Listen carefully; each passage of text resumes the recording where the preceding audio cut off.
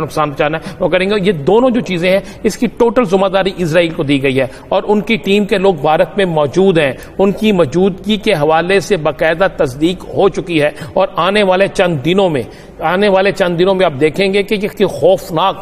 خوفناک سا جو کوئی کام ہے یا خوفناک سا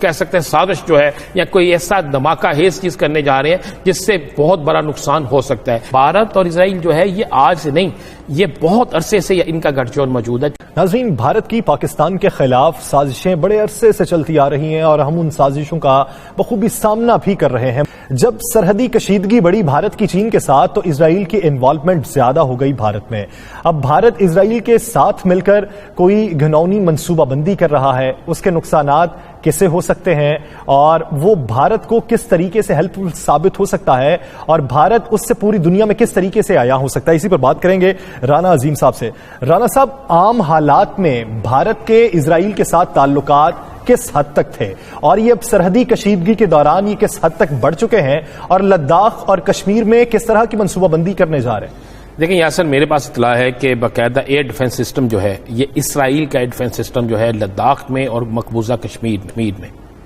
یہ دو جگہ پہ لگائے جا رہے ہیں اور بھارت نے ایک پلاننگ کے تحت باقاعدہ اسرائیل کو اس حوالے سے ذمہ داری دی. اسرائیل کے جو ہے 321 لوگ 3-1 افراد جو ہیں یہ باقاعدہ یہ رپورٹڈ ہو چکا ہے کہ یہ لوگ اس وقت بھارت کے اندر موجود ہیں اور اگلے چند دنوں میں پہلے لداخ کے مقام پر یہ سسٹم لگایا جائے گا، اس کے بعد مقبوضہ کشمیر میں لگایا جائے گا. ان دونوں سسٹم چونکہ اسرائیل کا پاس یہ بڑے جدید ترین سسٹم ہے اور اس میں باقاعدہ امریکہ کی مشاورت شامل ہے، امریکہ کی رضامندی، امریکہ کی اس میں انویسٹمنٹ، یہ دونوں چیزیں شامل ہیں. کیونکہ بھارت اور اسرائیل جو ہے یہ آج سے نہیں، یہ بہت عرصے سے ان کا گٹھ جوڑ موجود ہے چونکہ یہ دونوں اسلامی دنیا کے خلاف ہیں، یہ دونوں جو ہے اسلامی مذہب کے خلاف ہیں. تو اسرائیل جو ہے وہ ڈائریکٹ کچھ کر نہیں سکتا تھا اور بھارت جو ہے اس نے اور ان نے آپس میں گٹھ جوڑ کر کے امریکہ نے بیچ میں اپنا کردار ادا کیا اور اب انہوں نے یہ فیصلہ کیا ہے کہ چائنا کے خلاف جو ہے اپنی حکمت عملی کو بنانے کے لیے اسرائیل کی ایک ٹیم جو ہے لداخ کے کسی ایک مقام پر باقاعدہ اس سسٹم کو نصب کرے گی. آپ کو خطے میں آنے والے دنوں میں کشیدگی مزید بڑھتی دکھائی دے رہی ہے. میں آپ کو بالکل بڑھے گی بھی اور بڑی تیزی سے جائے گی. ہم نے یہ بھی ایک فوٹیج دکھائی تھی، ہماری سکرین پہ چل رہی ہے. اس فوٹیج میں آپ کو نظر آئے گا کہ اس فوٹیج میں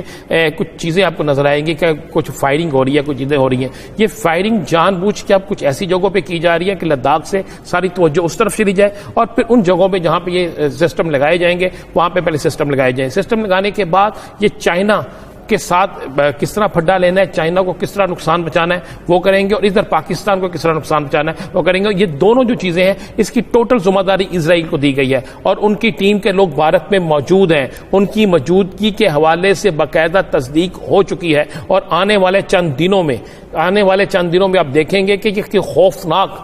خوفناک سا جو کوئی کام ہے یا خوفناک سا